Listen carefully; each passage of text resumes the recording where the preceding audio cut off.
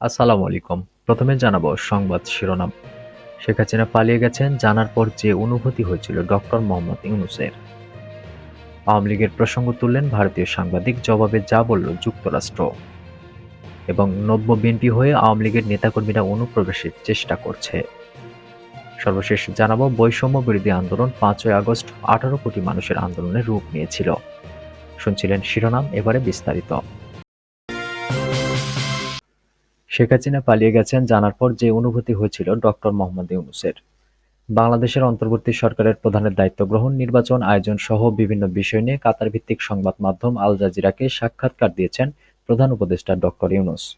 তার এই সাক্ষাৎকারের প্রায় আধা ঘন্টার একটি ভিডিও প্রকাশ করেছে সংবাদ মাধ্যমটি। সেখানে একটি অংশ সাক্ষাৎকার গ্রহণকারী প্রফেসর ইউনূসকে প্রশ্ন করেন, শেখ হাসিনা পালিয়ে যাওয়ার পর তার অনুভূতি কেমন হয়েছিল, তিনি অবাক হয়েছিলেন কিনা। জবাবে ইউনূস বলেন, সবাই অবাক হয়েছিল, কারণ এটি খুব দ্রুত ঘটেছিল। শেখ হাসিনা এমনভাবে সুরক্ষিত ছিল যে কেউ ভাবেনি তিনি পালিয়ে যাবেন। শিক্ষার্থীরা আসছে, তাদের সঙ্গে দেশের সব সাধারণ মানুষ যোগ দিয়েছে। পুরো দেশ থেকে বিশাল পরিমাণ মানুষ জড়ো হয়েছিল। তারা ঢাকার দিকে আসছিল, তার বাড়ির দিকে আসছিল। এরকম বিষয় কেউ শোনেনি। এই পরিস্থিতির জন্য তারা প্রশিক্ষিত ছিল না। কেউ জানতো না এটি হবে। তবে আশা ছিল এমন কিছু হবে, কারণ পুরো দেশ তার বিরুদ্ধে ছিল। গত ৫ই আগস্ট ছাত্র জনতার অভূতপূর্ব গণ-অভ্যুত্থানের মুখে দেশ ছেড়ে ভারতে পালিয়ে যান সাবেক প্রধানমন্ত্রী শেখ হাসিনা। ওই দিন তার সরকারি বাসভবন গণভবনের দিকে লাখ লাখ মানুষ রওনা দেন। এরপর অবস্থা বেগতিক দেখে তিনি পালিয়ে যেতে বাধ্য হন। আওয়ামী লীগের প্রসঙ্গ তুললেন ভারতীয় সাংবাদিক, জবাবে যা বলল যুক্তরাষ্ট্র। যুক্তরাষ্ট্রের পররাষ্ট্র দপ্তরের নিয়মিত প্রেস ব্রিফিংয়ে নূর হোসেন দিবসে আওয়ামী লীগের সমাবেশ করার ঘোষণা ও সেটিতে বাধা প্রদান, বাংলাদেশের সংখ্যালঘুদের উপর কথিত নির্যাতন, বিতর্কিত সাংবাদিকদের আটক ও প্রেস অ্যাক্রিডিটেশন কার্ড বাতিলের বিষয়টি নিয়ে প্রশ্ন করেছেন এক ভারতীয় নারী সাংবাদিক। প্রেস ব্রিফিংয়ে কথা বলতে আসেন পররাষ্ট্র দপ্তরের মুখপাত্র ম্যাথিউ মিলার। এতে ভারতীয় সাংবাদিক প্রশ্ন করে বলেন, আওয়ামী লীগের শান্তিপূর্ণ সমাবেশে সংঘবদ্ধ হামলার আশঙ্কাজনক খবর শোনা যাচ্ছে। নারীদের উপর হামলা, সংখ্যালঘুদের উপর হামলা, সাংবাদিকদের জেল এবং প্রেস অ্যাক্রেডিটেশন কার্ড বাতিল করা হয়েছে। বাংলাদেশের অন্তর্বর্তী সরকারের সমালোচকরা বলছেন, ছাত্রদের ৫ই আগস্টের বিপ্লব দেশকে আবারও সেখানে নিয়ে যাচ্ছেন যেখান থেকে এটির শুরু হয়েছিল। আমরা দেখেছি বেদান্ত প্যাটেল এসবের নিন্দা জানিয়েছেন।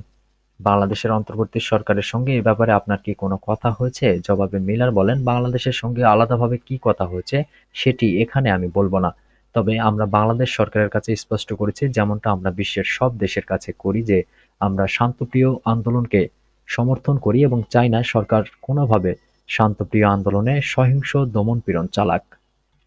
এরপর ওই ভারতীয় সাংবাদিক বাংলাদেশের সংবিধান থেকে ধর্মনিরপেক্ষতা বাদ দেওয়ার উদ্যোগের বিষয়ে প্রশ্ন করেন এবং জিজ্ঞেস করেন এ ব্যাপারে তার কিছু বলার আছে কিনা। জবাবে মিলার বলেন, তিনি বিষয়টি টুকে রাখবেন এবং তাদের কিছু বলার আছে কিনা সেটা দেখবেন। নব্য বিএনপি হয়ে আওয়ামী লীগের নেতাকর্মীরা অনুপ্রবেশের চেষ্টা করছে। যুবদলের সাবেক সহ-সাধারণ সম্পাদক আলমগীর হাসান সোহান বলেছেন, আমাদেরই নেতাকর্মীদের সহযোগিতা নিয়ে আওয়ামী লীগের কিছু নেতাকর্মী নব্য বিএনপি হয়ে দলে অনুপ্রবেশ করার চেষ্টা করছে। এটা গ্রহণযোগ্য নয়। যদি এরকম কোনো কর্মকাণ্ড প্রমাণিত হয়, আপনি আর বিএনপির রাজনীতি করতে পারবেন না। বিএনপির ভারপ্রাপ্ত চেয়ারম্যান তারেক রহমানের নির্দেশে তাদের বিরুদ্ধে ব্যবস্থা নেওয়া হবে। মাগুরার শ্রীপুর উপজেলার ঘাসিয়ারা ব্যাপারীপাড়া ঈদগাহ ময়দানে কাদিরপাড়া ইউনিয়ন বিএনপির আয়োজনে মতবিনিময় ও আলোচনা সভায় প্রধান অতিথির বক্তব্যে তিনি এসব কথা বলেন। তিনি আরো বলেন, দেশনায়ক তারেক রহমান আগামী দিনে কিভাবে রাষ্ট্র পরিচালনা হওয়া উচিত এবং তিনি কিভাবে পরিচালনা করবেন সেই ৩১ দফা দেশের মানুষের কাছে উপস্থাপন করেছেন। আমি ও আমরা দলগতভাবে মনে করি, তারেক রহমানের ৩১ দফা অনুযায়ী রাষ্ট্র পরিচালিত হবে।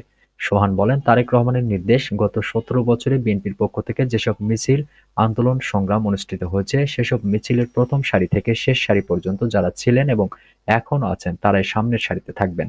গত ৫ আগস্টের পরে যারা এসেছেন তারা সারির পেছনে থাকবেন, তাকাবেন না। রাষ্ট্র সংস্কারের ৩১ দফা বাস্তবায়িত হলে দেশের শান্তি হবে, উন্নয়ন হবে ও মানুষের ভাগ্যের পরিবর্তন হবে বলেও জানান তিনি। বৈষম্যবিরোধী আন্দোলন ৫ই আগস্ট ১৮ কোটি মানুষের আন্দোলনের রূপ নিয়েছিল। বৈষম্যবিরোধী ছাত্র আন্দোলন ৫ই আগস্ট বাংলাদেশের ১৮ কোটি মানুষের অধিকার আদায়ের আন্দোলনে রূপান্তরিত হয়েছিল বলে মন্তব্য করেছেন বিএনপির স্থায়ী কমিটির সদস্য আব্দুল মঈন খান। রাজধানীর ডিপ্লোমা ইঞ্জিনিয়ার্সে রাষ্ট্র কাঠামো মেরামতের ৩১ দফা ও জনসম্পৃক্তি ঢাকা বিভাগীয় প্রশিক্ষণ কর্মশালা ২০২৪ অনুষ্ঠানে একথা বলেন তিনি।